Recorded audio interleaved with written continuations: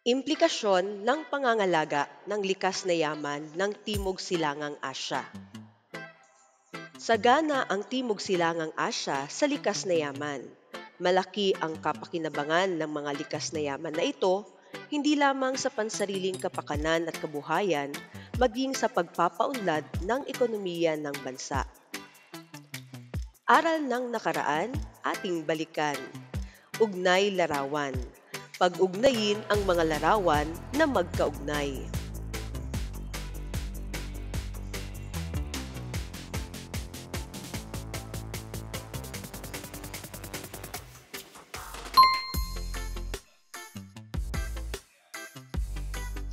Ang Thailand ang pinakamalaking producer ng rubber sa buong daigdig.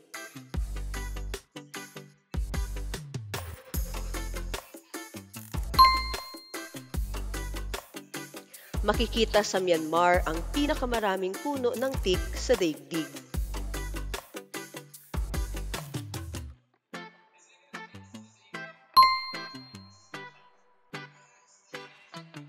Matatagpuan sa Indonesia ang world's largest endangered lizard.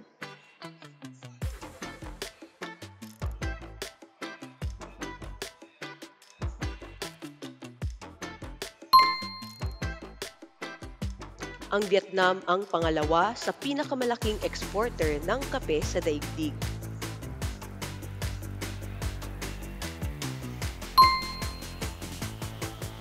Ang Pilipinas ay nangunguna sa produksyon ng langis ng niyog at kopra. Ang mga layunin para sa araw na ito ay naiisa-isa ang mga likas na yaman sa Timog Silangang Asya. Natutukoy ang mga pahayag kung ang mga ito ay implikasyon ng kapaligirang pisikal na aspektong agrikultura, ekonomiya o pananahanan at kultura, at nakabubuo ng mensahe na magsusulong sa pangangalaga at wastong paggamit ng likas na yaman. Implikasyon ng pangangalaga ng likas na yaman ng Timog Silangang Asya sa agrikultura. Sa kabuuan, ang Timog Silangang Asya ay agrikultural.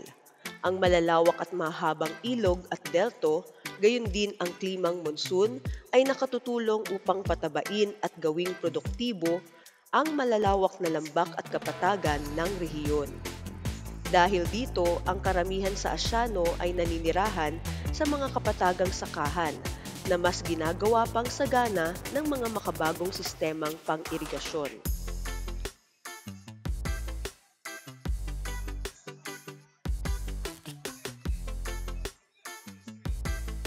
Ang mga ito ang pinagmumulan ng milyon-milyong toneladang ani ng bigas at iba pang produkto na mahalaga hindi lamang para sa ikabubuhay ng populasyon sa rehiyon, kundi ng iba pang bansa sa mundo.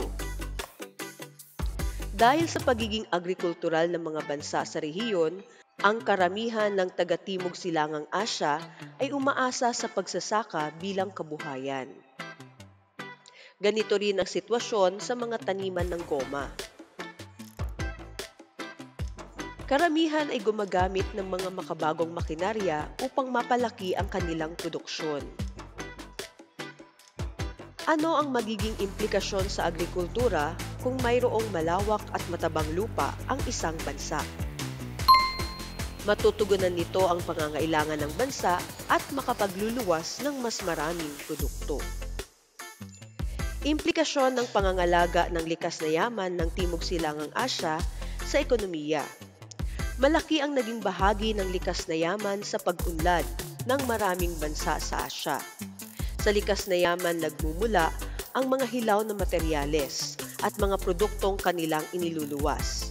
Sa tulong ng tradisyonal at makabagong teknolohiya ay napapataas ang antas ng pambansang kita na magpapabuti sa pamumuhay ng mamamayan ng isang bansa. Ang mga pagawaan at sektor ng serbisyo ay mabilis na naging mahalagang tagapag-ambag din sa pag-unlad ng ekonomiya sa Timog Silangang Asya. Ang paggawaan ng mga kahoy na pangkonstruksyon ang bumubuo sa 70% ng ekonomiya ng Cambodia. Ganito rin ang kalagayan sa Malaysia. kung saan pinakamahalaga ang industriyang timber. Ang mga kahoy na pangkonstruksyon ang isa rin sa pinakamahalagang produktong iniluluwas ng Malaysia. Ang ekonomiya naman ng Lao ay matagumpay na nasusuportahan ng industriyang handicraft tulad ng pagpapalayok, paghahabi at silversmithing o paglinang ng mga produktong yari sa pilak. Sinisikap naman ng Vietnam na malinang ng husto ang sektor na industriyal. Sa kasalukuyan, kilala ang bansa sa paggawa ng mga tela, elektronik at mga sasakyan. Pinagtutuunan din ng pansin sa kasalukuyan ang paglinang ng reserbang langis ng bansa. Samantala, ayon sa Ministry of Economy, Trade and Industry o METI ng Indonesia, ang bansa ay kasalukuyang nakararanas ng mabilis na transformasyong pang-ekonomiya at kinikilala sa kasalukuyan bilang isa sa mga pinakamalaking ekonomiya sa Timog Silangang Asya. Ito ay bunga ng estratehikong lokasyon ng bansa. Kaiba naman ang mga yamang likas ng Singapore. Ang estratehikong lokasyon nito ay pinagkalooban ng likas na malalim na daungang baybaying dagat. Dahil dito, ang bansa ay nalinang bilang isang entrepot o transshipment port kung saan ang kalakalang extended entrepot ay pinalawig at umunlad. Halimbawa ng mga produktong ito ang wafer fabrication industry at oil refining industry. Nagluluwas din ang bansa ng mga electronic, chemical at serbisyo. Sa kasalukuyan, ang Singapore ay kilala bilang isa sa mga pinaka-industrialisadong bansa sa Timog Silangang Asya. Sa likas na yaman, nagmumula ang mga hilaw na materyales at mga produktong iniluluwas ng mga bansa sa bawat rehiyon sa Asya. Anong implikasyon ang ipinapakita ng pahayag na ito? Ekonomiya. Implikasyon ng pangangalaga ng likas na yaman ng Timog Silangang Asya sa panahanan at kultura. Ang tradisyonal na panahanan sa Timog Silangang Asya ay nakabatay sa klima at heograpiya ng rehiyon. Karaniwan na sa mga lalawigan ang prefabricated o pinagkakabit-kabit na materyales sa pagbuo ng panirahan. Karaniwang tahanan ng mga mangingisda ang mga panahanang stilt na nakatayo sa tabing dagat at sinusuportahan lamang ng mga poste. Ang mga magsasaka naman ay karaniwang nakatira sa mga nipa hut na nabububungan ng mga pawid at karaniwang matatagpuan sa paligid ng mga sakahan. Gayunpaman, bunsod ng pagbabago sa sistema ng pagsasaka mula sa tradisyonal na agrikultura patungong paggawa at serbisyo, ang mga panahanan sa rehiyon ay nagbago na rin. Ang dating gawa sa mga kahoy at pawid ay karaniwang gawa na sa mga ladrilyo o semento. Ang hindi mapigilang pag-unlad ng mga pook urban ay nauwi na rin sa paglilinang ng panahanang urban, kung saan matatagpuan ang nagtataasang kondominium at panahanan sa mga subdivision sa pusod ng mga lungsod. Sa patuloy na pagtaas ng populasyon, patuloy ring dumarami ang nangangailangan ng ikabubuhay o pananahanan. Ang populasyon ng tao ay lumalaki, ngunit ang lupa ay limitado lamang, kung kaya't ang ilan ay isinasagawa ang land conversion o pagpapalit gamit ng lupa, na nagiging dahilan ng pagkasira ng tirahan ng hayop at pagkawala ng ilang mga sakahan. Gumagamit ang tao ng teknolohiya upang baguhin ang kakayahan ng lupa at maging ang kanilang kapaligiran.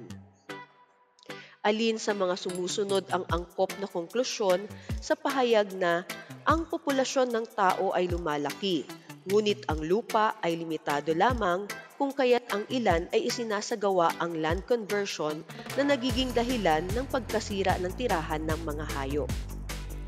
Habang patuloy na lumalaki ang populasyon, lalong nagiging mataas ang pangangailangan para sa likas na yaman, partikular sa panahanan. Implikasyon. Piliin ang letrang A kung ang pahayag ay implikasyon sa agrikultura, E kung sa ekonomiya, at P kung ito ay implikasyon sa panahanan. Ito ay tumutukoy sa mga gawain na may kaugnayan sa produksyon ng halaman at hayop kasama na ang paglilinang ng lupa. Agrikultura.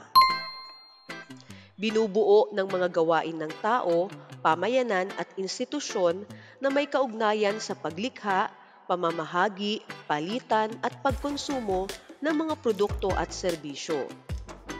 Ekonomiya. Kayarian o strukturang gawa ng tao kung saan namumuhay ang mga ito. Panahanan.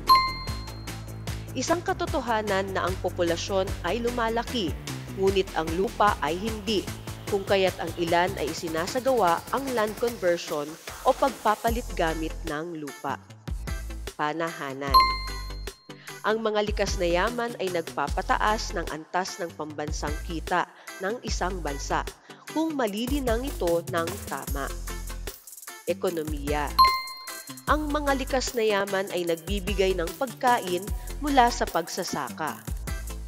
Agrikultura. Sa pagdami ng tao ay patuloy din ang pagdami ng nangangailangan ng pananahanan. Panahanan. Paggamit ng tao ng teknolohiya upang baguhin ang kakayahan ng lupa. Panahanan. Sa likas na yaman nagmumula ang mga hilaw na materyales at mga produktong iniluluwas ng mga bansa. Ekonomiya. Karamihan ay gumagamit ng mga makabagong makinarya upang mapalaki ang kanilang produksyon. Agrikultura.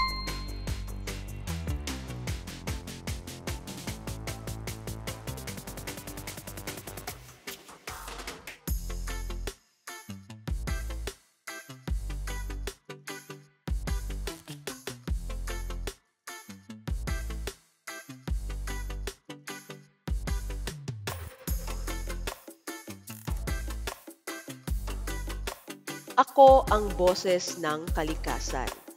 Ikaw ay nabigyan ng pagkakataon na makausap ang iba't ibang pinuno ng mga bansa ng Timog Silangang Asya.